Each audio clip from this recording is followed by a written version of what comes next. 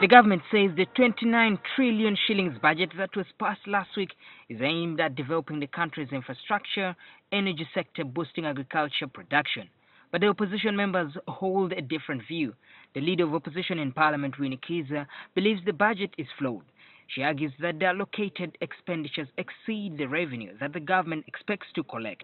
Is that any budget requires the person budgeting to have a balanced budget, meaning that your revenue should be equal to your expenditure.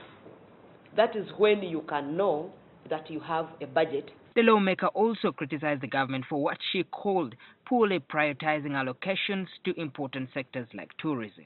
As a country, we are looking at tourism as another source of income to the country. And actually, the minister himself said that Uganda is now among the top 4 countries regarded as the tourist destination. But you should not get surprised that as a country, even when you are saying your country is now rated as number 4, we only have 0.4% of our budget allotted to tourism. Per capita incomes in real terms have more than tripled to US dollars 773 in 2016, up from US dollars 250 in 2002. Butambala County MP Mwanga Chivumbi scoffed at the budget, saying that almost half of it will be funded by donors. Out of the 2.8 trillion, it's going to pay back only 300.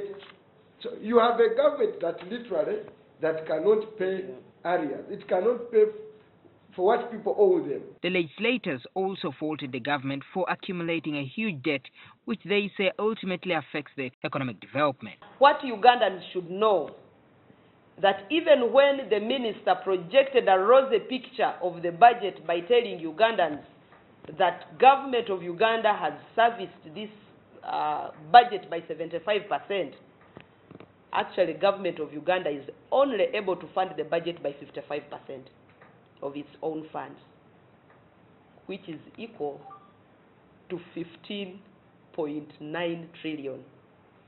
But what we should also know that even the 15.9 trillion, we still have 2-point-something trillion that is supposed to cover debts. When Parliament passed the budget, some of the members who disagreed with its allocation came up with a minority report. When the committee presented a report, some issues that we thought had not been captured at committee stage, our team came up with a minority report. More research, NTV at Parliament. Standards will